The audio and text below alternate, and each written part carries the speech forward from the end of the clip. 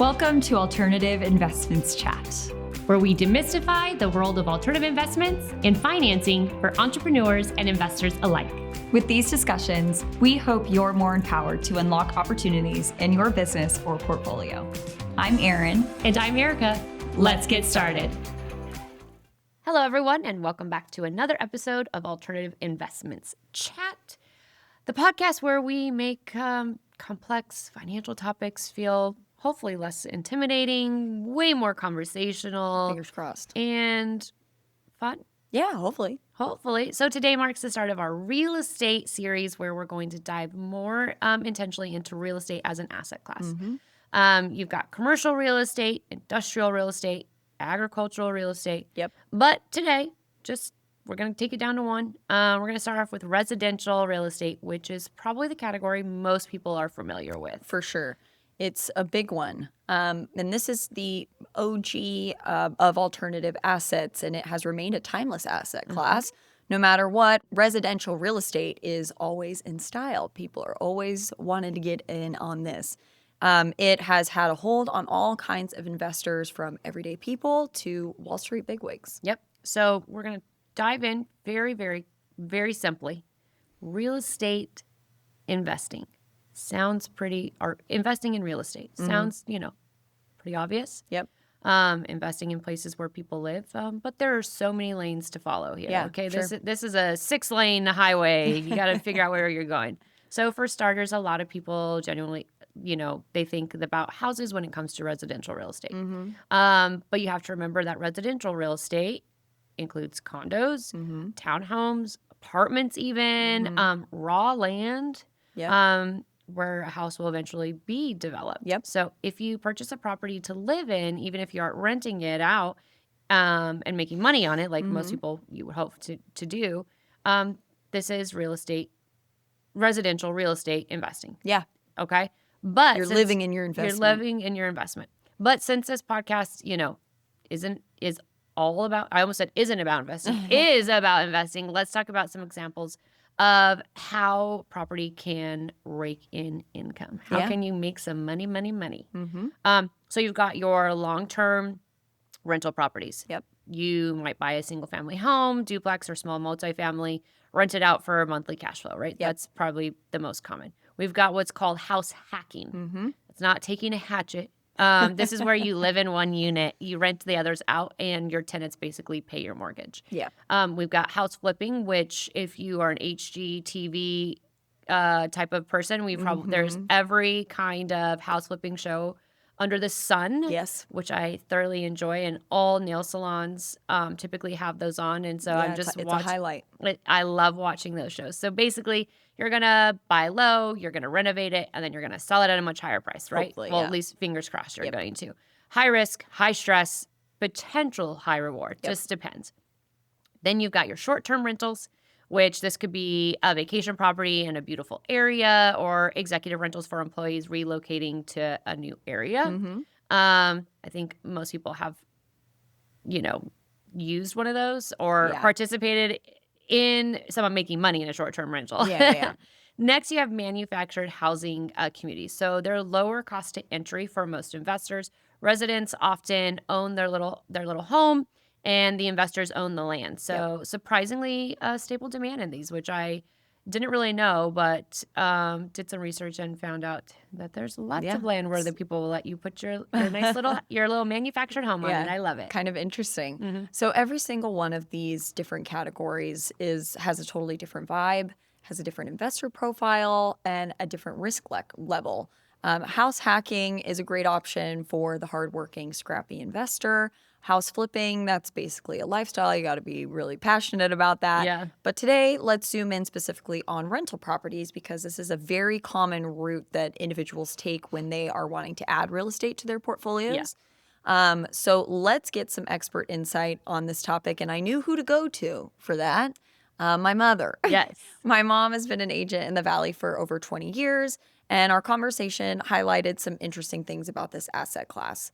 So let's start with long-term rentals. Tell me about them. Now, there's some conflicting information out there about what counts as a long-term rental versus a short-term rental. The internet might tell you that a long-term rental is anywhere between 30 days or more. But for the purpose of this conversation, let's define long-term rental as 6 months or more. And typically, really what we're looking at is a 12-month lease, which Yeah. all of us are familiar with. Yes. Now, we will start with both short and long-term rentals. You can either manage it yourself or you can hire a property manager. You don't need to have a portfolio of properties to hire a property manager. No. I think some people think that, I I need only to have be like one house. What's yeah, the point? What's right. the point? I need to have at least 3 or more. Right. And that's not true. If you're Yeah. wanting to avoid the tenants, toilets, trash of it all, a property management company might be your best bet. But if you want to manage it yourself, here's what you can expect. So first, you'll need to prepare the house to rent. You need to make sure that everything is working and properly. Are there any leaks? Is the ice machine working? Are any lights out? You want to fix all those things. If you want to be extra thorough, you could actually hire an inspector or a contractor to come and walk through your home and provide a list of everything that they suggest fixing. They might even point out some stuff that you haven't even thought about, like do you need an extra handrail here for safety? Or should the gate in the backyard be self-closing? There's some of these like things that normal people we don't really think about, or maybe No. you've seen a house and you just it doesn't bother you. No. But these are some things that might be good to be pointed out to you. Yeah. Then you'll want to get the house sparkling clean. And this isn't just a regular weekly clean. This is fridge clean out. This is baseboard scrub. This is every inch of your home dusted. This is, cleaning out the window wells. Like it's Get up there and clean those ceiling fans. Yes, They're disgusting. It's everything. Now you want to make sure that your property gets a nice little photo shoot. Yes. You'll want the photos to be light and bright because you want the place to look open and large because that's attractive to people who are looking online. Unless but- you're a hermit. Unless and you're you a want to hermit. live in a cave, Yeah, I that's guess so. fine. But True. most people don't. Most people don't. Yeah. But how about you take it away from here? No problem. So next thing we got to talk about is the numbers. Yep. So you have to decide the rent amount. Establish a security deposit and make up your mind on are your furry friends allowed or no, I don't Right. want them in my home. And then if I say yay, then am I going to charge for that? Yep. A lot of complexes charge an extra fee for having a pet because they sometimes cause a little bit more accidents than humans. Yeah. Most people don't pee Damage. on the floor Very true. when left in the home for a long period of or time. gnaw on the baseboards. Exactly. you know? So, you want to make sure that you've taken all those things into account. Totally. Now we've got to list this place, okay? You got to find a platform to help you, whether that's on Zillow Rental Manager, apartments.com, which I have used many a times being transferred throughout the years with our previous job, or you can totally DIY it and go to like Facebook Marketplace, though I don't really know if I would necessarily go that route because security, I don't know. Yeah. Lots of reasons just in case. So most rental platforms have tools for online applications. They can check the credit and background of the applicant. There's messaging within, so you don't have to give them your private telephone number, especially if they're weirdos and you end up not renting to them. You don't want them to have your phone number. Sure. And then they also, some of them, not all of them, do have rent collection portals and to assist with that, and tons more. So now that you've got an applicant, let's say, fingers crossed, somebody comes in and applies for your property, you'll want to screen them to make sure they're a good fit. Guys, don't skip this step. Very important. Okay, we talk about doing your research on investments. Do your research on your tenants as well. Exactly. This is crucial to ensure that your investment will be taken care of because a lot of people don't treat it that way. Here are some things you're probably going to want to actually check of that applicant. Credit score. Yep. Criminal background. Eviction history. Are they going to pay you? Income verification. Can they even afford to pay you? Great. And maybe even some landlord references. Not necessary, but maybe something good to ask for. See what they give you. Hopefully your tenant is squeaky clean and you can give them the gold star to come on in and rent my place, right? So now you got to draw up that lease agreement. Yep. So again, you can use online platforms like Avail or Rocket Lawyer, or you can use an in-person real estate attorney. They exist. So they're, that's a huge sector actually of lawyers these days. These lease documents will have all the information about the rental, including any disclosures that are needed, like lead-based paint or mold, all the things that maybe we're so used to seeing you don't think about, kind of like we mentioned earlier, if you don't, the self-closing gate doesn't bother you, but maybe it bothers someone else. Sure. All the things that we know already exist, they still have to be in the contract. Yep. Now here comes the exciting part. Move-in day. Yep. So you're going to collect your first month's rent and the security deposit from that applicant. And it's also a good idea to conduct a move-in inspection with photos and signatures from the tenant so that you have proof of the condition of the property at the time of its rental, because you don't want them to come back like, it was like that when I got here. Yeah, exactly. It was like that already. It's I'm protection. not paying. Yeah, you Protecting your investment. Exactly. And this is a big investment, It so is. protect it. It's a big investment. So now we're going to enter monthly maintenance mode. So obviously you're going to be collecting rent monthly, but you're also be responsible for any repairs that need to be done and any routine maintenance, maybe like landscaping or pool cleaning or anything else that needs to be done in order to keep, your home, your investment looking good and maintained. For an estimate of how much this will cost you, you can turn to the 1% rule. This means that your costs are typically going to hover around 1% of the property value annually. Okay. You'll also need landlord insurance, which is different than renter's insurance, a separate bank account for rental income and expenses. And after the lease is over, you're so lucky you get to start this process all over again. Yeah, that sounds like a lot of work. I don't know how I'm feeling about this. It is. And, rental properties aren't get rich quick schemes. So if you're thinking about this whole self-managing thing or thinking, I don't want to do that after you just laid all that out. Yeah. I don't blame you. Property managers usually cost between 6 to 12% of monthly rent, just saying. It's not always better to DIY, okay? Sometimes So now let's move on to those short-term rentals. So these are several categories that we can kind of think of. You've got vacation rentals. Let's talk about those guys first. So this seems to be the most trendy way to make some extra cash in that residential real estate little asset class. We're talking about Airbnbs or VRBO or Verbo. I was going to say, I always call it VRBO, but then I also hear Verbo, and I'm like, is there a right or wrong answer? They say Verbo in the commercials, so they I'm do. gonna go for I that. know, and I don't like it 'cause it's an acronym. Anyway, Verbo. These rental types are absolutely everywhere, not just exotic vacation locations. Yep. We've got them.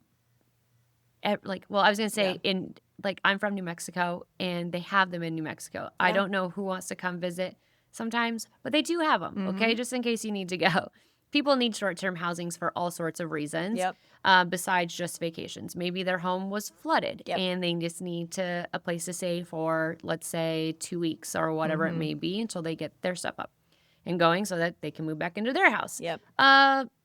Maybe the reason in New Mexico, because we do have several universities there, maybe you're a parent helping your kid move into a college dorm and you want to stay a little bit closer to the university, and there's a little house that you can rent for a week while they get situated there. Whatever the reasons are for the stays, it's usually short. Like I said, like a week or two. I don't think I've ever seen, well, I've never stayed anywhere longer than that. I can't afford to. Even a couple days, even a day. Yeah, exactly. All the needs are necessary. Or sometimes like you're traveling with animals. I got transferred to Texas and stayed in an Airbnb instead of a hotel because my dogs were with me. So I needed somewhere for a yard. Most hotels don't want your pets there. Let's just be honest. They don't allow pets. But also the option to have a backyard was so nice because I could just let them out to use the restroom, not have to like get up, put them on a leash, take them out. They were stressed. I was stressed. Stressful situation. But renting a house was great. So next on, we have those vacation rentals for 55 plus communities. Now these we see a lot in the Valley. So this property type is huge in here in Arizona. Like I just mentioned, we see them everywhere. Snowbirds from cooler climates come into the Valley for the winter to enjoy the sun and the warmer weather. So they need somewhere to stay, right? In fact, snowbird season is happening right now. I'm not liking the traffic or the people who Traffic's rough. I swear I see them in the vehicle. I know they're of driving age, but I'm convinced they've never driven in their lives. But I'll keep all my complaints other than that one to myself. So, but again, rough. they come here. It's the middle of December. It's 75 degrees outside. Why would you not want to be here, right? So these snowbirds come in and they're looking for a rental anywhere between 1 to 4 months. They're escaping that cold weather of Wisconsin or Minnesota or wherever it Yep. may be, to kind of warm their bones here. Absolutely. So they love being in a 55 plus community because it usually comes with amenities like a clubhouse, pool, activity schedule, and because they get to spend time with people their own age. A lot of these places too don't allow children. My grandmother stays in Green Valley every spring at a 55 and over community. My cousins came to visit her grandkids, teenagers. Yeah. And my aunt told me the story that they all went to the pool to swim, and the neighbors came out and were not pleased. I'm They sure. weren't even small kids; they were teenagers. But Yeah. because they were older and because they were younger, Yes. Not and 55 and up. not 55 and older, and were having a good time in the pool, they got some mean side eyes. I'll tell you that For sure. Yeah. I think that it's kind of like having a adults only vacation, Yeah. you know? And I think that they got the right idea. I ain't appreciate nothing wrong with that. Ain't nothing wrong with it. Next, we have a couple of categories for working professionals. So you kind of mentioned earlier, executive rentals are a perfect solution for execs who are relocating and are in need of housing. These stays can last anywhere between 1 to 6 months, usually hovering around 3 months. This gives an exec time to move and decide, do they want to rent? Do they want to purchase in the area? Get familiar with the area? And sometimes these stays can be covered by the company, but it all depends on the benefits package. And here's a unique one, room rentals, leasing just a room in your house instead of the whole thing. This option is actually popular among travel nurses because they don't need a ton of space. They're on a location for, a short amount of time. Yeah. They just need a comfy place to stay while they're working, and then they're going to move on. Right. But a big difference between short-term and long-term rentals is that short-term rentals are expected to be fully furnished and functional. So this means providing everything that your guest needs from, beds to towels to extra linens, kitchen appliance, utensils, Wi-Fi too. Like everything that you would need for someone to just plop into the house. We've all been to an Airbnb, and if they don't have any of these things, you're docking the rating, I'm sure. Oh, heck yes. And I've actually had the opportunity to stay in a short-term rental. Again, I was asked to do some culinary training, and I went to LA, and I was only needed for like a month and a half. And yes, I was put up into a little apartment that was sparsely furnished, but it did the job. I mean, when you're doing training in a restaurant, I was there for 14 hours a day. Anyway, all I wanted was the bed to be comfy, and it was, and the towel to be soft and clean. And so it was actually kind of nice. It's like a little bit bigger than a hotel room. And plus, being able to use the little kitchen was really nice. Absolutely. Not having Big to plus. go somewhere or like order in. Anyway. So now, how does the process of putting up a property for short-term rental actually differ from long-term rentals? Let's break down those differences. There's definitely some similarities for sure, but it's a whole different beast. Starting with the price. So pricing will often be dynamic depending on seasonal demands, etc. We talked about that with our episode when Sandy was here visiting. A hotel gets to change their price. Guess what? Short-term rentals, that's a short-term rental. You get to do the same. You'll determine a cleaning fee and either clean it yourself or hire a professional crew. So you got to put that guy into the price when you're thinking about it, I guess I should say. Then you'll have to determine the house rules and make them very clear to your house guests. Yes. Every house is slightly different. You'll see if you stay in an Airbnb, there's, are there quiet hours? Most Airbnbs do because you're surrounded by other people. Yep. Can you bring your pet? Yep. Do you have a minimum stay requirement? Yep.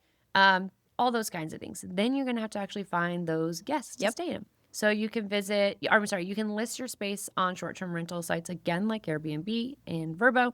And unlike long-term rentals, however, there is a minimal screening involved here. Right. Kind of like at a hotel. Yep.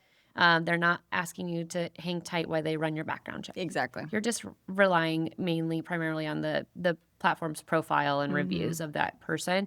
You're going to ask for their ID through the platform most likely, or get a picture of their ID. Yep. And then stays are governed by the platform terms and local laws. Again, kind of like a hotel. No one's doing a background check on you, at least that you're aware of up front. So you can just give them your ID, you check in, you go home when you're done, right? Now, with these kinds of rentals, though, you're dealing with frequent turnover, cleaning after every single guest. So, one person stays one night, you got to clean the whole thing. You don't get to skip that. Yep. You got to restock the supplies. You never know. You got that one guest who decides to eat you out of house at home. You got to restock that for the next guest, right? Guest communication. So just like a hotel, you're usually expected to be available 24/7. Yep. Like if something happens, they need to get a hold of you. Yep. You are the concierge. Yep. And then there's managing dynamic pricing. Again, it might be less on a Tuesday versus a Saturday. Mm-hmm. Fixing damages quickly. Yeah. If they get there, something breaks, you got to get in there, you got to fix it because they're not there for a long period of time and they're expecting this to work. That's what they signed up for, right? Exactly. However, there is a higher potential for income when you do it this way. So, for example, a 2-bedroom, 2-bath apartment in Scottsdale might go for $2,000 to $3,000 a month on a long-term lease, while if you're renting per the day on a vacation rental, same size, same everything, you might charge $200 to $300 a night, meaning it could bring in as much as $6,000 for the month. Yes. So now, obviously, this is all reliant on having fully booked place, but you'll get the picture. Like, you're not going to get $6,000 every single month. They might have some times where your property isn't being rented. Yeah. Just depends. Absolutely. Well, I kind of feel like we skipped ahead, and I think we might need to roll it back Okay. a little bit.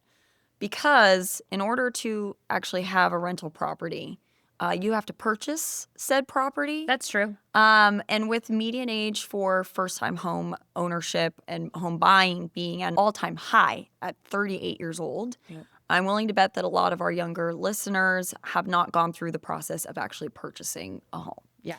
And so, since I just went through this process for a second time and it's all fresh in the noggin, Yep. let's review the process of how this goes. First, you want to choose your buyer's agent. For me, it was pretty easy. I just made a call to my mommy. Yeah. But for you, you might want to mine your connections in your community to find a good agent. But don't fall for the, friend or family agent trap. There's not an obligation. You don't need to. And purchasing a home is a very, very big deal. And having a good agent could make the world of a difference between you having a smooth close and actually getting the home that you want. This is true. Or between you wanting to pull your hair up or do worse things. Or befriending or kicking that friend to the curb and never talking to them again. So. Exactly. And also, agents have different specialties. So if you know that you want to purchase a property specifically to rent it out or for a vacation home, there are agents who are more familiar with rental stats, the rental market, and who can make recommendations for what would be a good property versus a not so good, what's attractive to renters, what's not. So just keep that in mind as well. Then you're going to get pre-approved for your mortgage. You're going to work with a lender on this, and your agent can either refer you to somebody or you can work with somebody that you want to. This is crucial in choosing your lender because this is your team that's going to help you get your home. You want your lender to be responsive and dedicated because there's usually bumps in the road. There always is. And your agent and your lender are the people who are going to be working together to try to get the close to the finish line. So you'll submit all of the information that your lender needs, and they'll be able to help you see what type of loans you qualify for. You're going to submit your income, assets, credit info, etc. And they're usually going to make a recommendation to you. Oh, I think an FHA loan is best for you. I think a conventional loan is best for you, whatever. Then from there, you're going to know your budget. You're going to start establishing your criteria to your agent. Location, amenities, property size, type, etc. Everything that you want. Your agent is then going to try to get to work, get to work finding you some places that'll work for you. And they'll use a system called the MLS, and this is the multiple listing service. They will usually send you a portal so that you can look at things, new listings in the area. You can mark listings that you want to see. Hey, I like this one. Hey, I thought I told you I didn't want to live over here. Why are you showing me houses over here? Exactly. Or I was very specific, and I need a door on the bathroom in the master bedroom. That is my requirement. That is your requirement. And it's kind of like Zillow, but there's a lot more information on the MLS than on Zillow. So now for the fun part, my favorite part, you get to go see some houses. You can tour either open houses or go to private showings with your agent. And your agent, this is like where your agent really shines. They can give you the down low on the neighborhood. They're going to point out some possible red flags in the house. Obviously, they're not inspectors or contractors, but if you have an experienced agent, they've usually seen most of everything. Yeah. And they might say, hey, like, this is concerning to me. I think that this is going to be a very expensive repair. We're going to want to negotiate this with the seller. They're going to help you, or they might say, I don't think that this is a great investment because XYZ, or this neighborhood's up and coming in 10 years. This is supposed to be a really hopping spot. This is an opportunity to get in the door and really make more bang for your buck. Yeah. Yeah. So let's say that now you found the perfect house. Now what? What do you do? You throw money at them. You say, give it to me and I'm going to throw money at it. No, but truthfully, you do. You make the guy selling it, you make him an offer. Yep. Your agent will guide you on what to offer based on the comparable sales, aka the comps and things, which, again, do your research on those and other market conditions. So again, if you're in a neighborhood that's very nice, but all the houses are selling for, let's say, 1 million, and this guy's asking 5, okay, they're not being realistic. So you might want to just talk with your agent and say, let me, I'm going to offer something that sounds better. Sure. And fits where I'm going. So you also want to think about other contingencies you have to negotiate, like how long the inspection period is going to be. Do you have any concessions from the seller, like covering repairs or closing costs? Then you have to pick a title company. Yep. You got to work together because both people have to agree on that. So there are a few ways that this can go once you throw money at them. The seller can either accept the offer completely, saying, thank you for your money, let's go. The seller could say, you're crazy, I'm not taking that little amount of money, and tell you absolutely no. Or a seller can actually come back and say, hey, I liked your offer, kind of, but let's negotiate a little bit. Let's play ball. Let's play ball. Here's my counter. Exactly. So what about this price? And then, anyway, once the offer has been accepted, you're what's called under contract. Yep. And we like that. Next, you're going to deposit your earnest money, and this will go to the title company first, usually via a wire, and is usually between 1 to 3% of the purchase price. Yep. Now things are starting to finally move, and as you approach your closing date, things are getting faster and faster and faster, so you need to schedule that inspection. Yep. A typical inspection period is roughly 10 days, so you'll have your inspector during that time negotiate with the seller if there's anything you want to be repaired. Well, the agent will, but the inspector's going to tell you everything he's that's going to wrong. say, hey, listen, there was a leak in this, and they kind of fix it, but it's not good enough.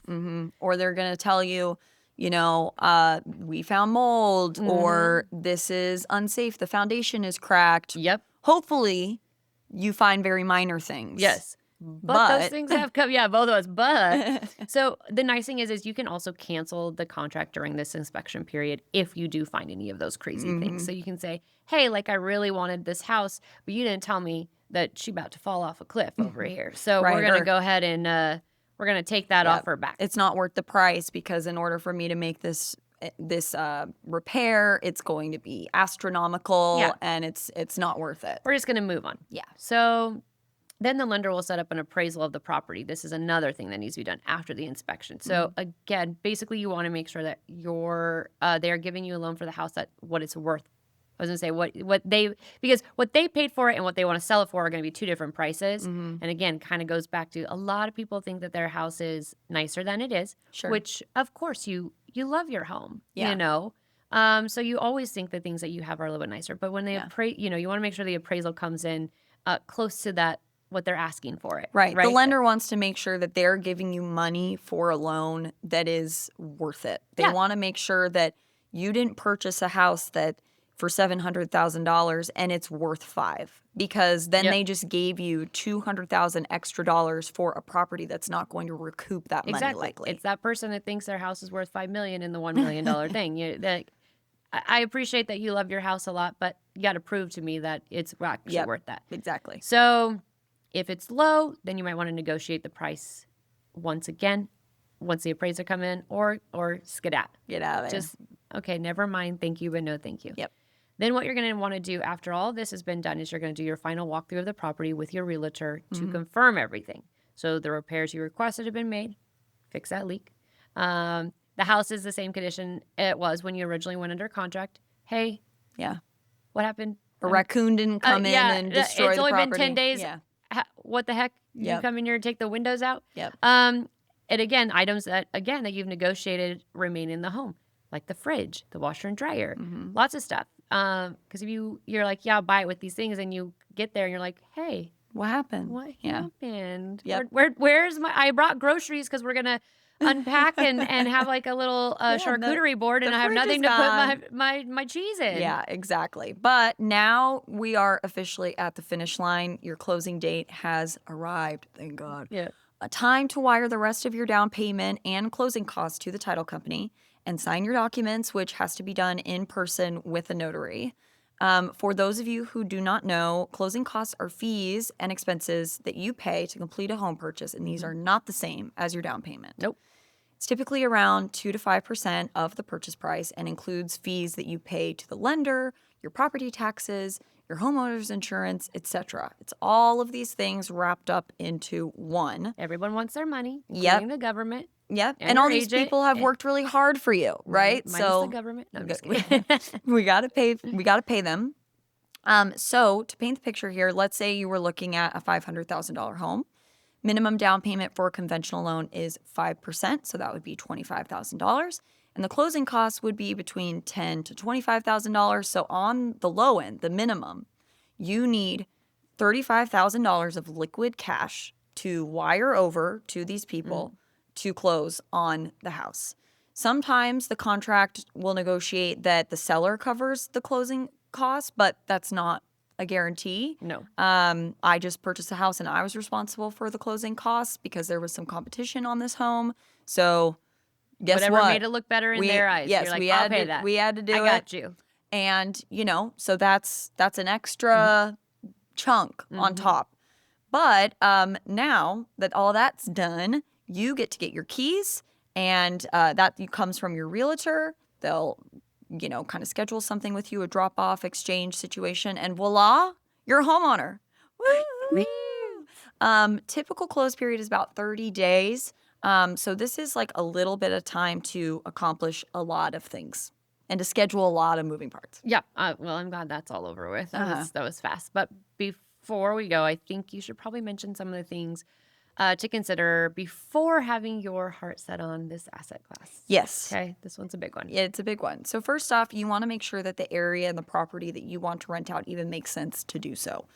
Is the location desirable for renters or guests? What is the market rate for the property? And does the math work with your mortgage and other expenses? For example, if the market rate for your long-term rental in your area is $2,100, but the mortgage is $1,900, it doesn't give you a lot of wiggle room for all the other expenses that come with having a property. Yeah. If you have to not only think about the mortgage payment, but potentially your HOA fees, your property taxes, your insurance, all of these things that you're paying monthly, you have to add all of those up together. And then you're going to compare that with the market rate and see what the spread would be and does it make sense? Exactly. And if that's not enough, you have to consider what you mentioned just a second ago, those HOA rules and regulations. Yep. So HOAs have become more restrictive when it comes to rental properties. For example, some may limit the amount of homes in the neighborhood that can be actually rented because, well, we know why. Not a lot of people want renters around because they don't treat the property as nice sometimes. Yeah. I'm a good renter. I know you were a good renter too. Sure, but tragedy of the commons. Yeah, some may have strict minimum stay requirements, and some may have to pay additional fees for guests to use the amenities. So let's say you're in that 55 and older community, and they want to use the pool, that might cost a little extra. And some may not even allow it at all. Some HOAs say, no, we don't want anybody that isn't here for the long haul. This isn't their primary residence. We're not doing it. So we don't want to do that. So not only that, but some places have cracked down on short-term rentals altogether, like New York and Hawaii. Yep. In New York, short-term rentals of entire apartments have actually been banned, except for stays where the host is present. Yep. So but if you've ever seen a New York apartment, there ain't no room for you and your host. And It's usually pretty tight. Yeah, very tight, even for just yourself. Yep. And in Hawaii, minimum rental periods for 30 to 90 days plus is common in non-resort areas. Yep. So that's it. There's a lot of things we got to think about. But Exactly. overall, this asset class has a lot of opportunities, but it maybe is not as glamorous as it all sounds and seems. Like we see, like when we watch HGTV and we're like, is that really what I want to do? Do I really want to be a landlord? Do I really want to come in and fix all this stuff? Or Instagram is riddled with people who are like, I make $10,000 a month On my just rental on my property." rental property. Yeah. You know, and people are like, ooh, that sounds great. But It's a lot of hard work, lot of and hard it work. comes with its own unique risks. But for the right investor, this type of asset class can contribute to a diversified portfolio, which we're always trying to do, and can also be a passion project. Again, it's like you're actually living that. You're the host of your own HGTV, show, but just like 24 hours a day, 7 days a week, 365 days a year. No days off. Nope, none. No days off. But if you found this episode helpful, share it with a friend who maybe has mentioned, what's the deal with these rental properties and how can I get in on it? They're always talking about getting into real estate. I'm gonna get into real estate. Yeah, absolutely.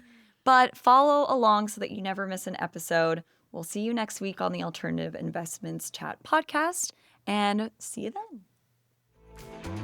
Thanks for joining us. Stay tuned for more insight on our next episode. And don't forget to subscribe to continue the Alternative Investments Chat. See you next time. Content provided in this podcast is for informational purposes only and should not be construed as professional, financial, or investment advice. This podcast should not be construed as an offer to sell or a solicitation of any offer to buy any securities. We strongly recommend that you seek advice from a qualified professional before making any financial decisions.